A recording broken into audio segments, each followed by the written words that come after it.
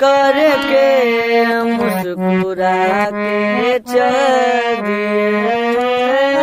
दिल के टुकड़े टुकड़े करके मुस्कुरा के चल दिए।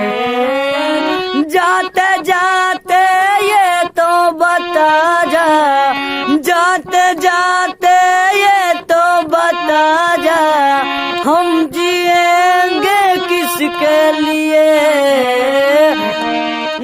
दिल के टुकड़े टुकड़े करके मुस्कुरा के चल दिए।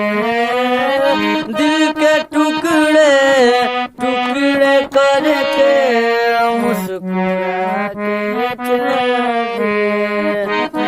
रूठे रहेंगे आप जो हमसे, मर जाएंगे हम तो कसम से।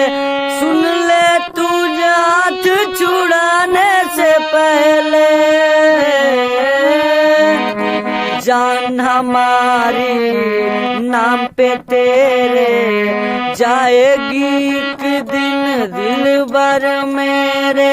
सोच समझ ले जाने से पहले,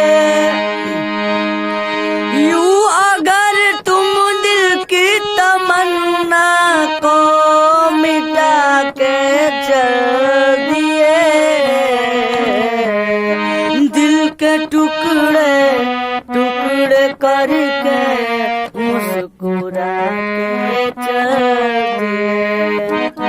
चांद भी होंगे तारे भी होंगे, फूल चमन में प्यारे भी होंगे, पर इसमें मेरा दिल ना लगेगा।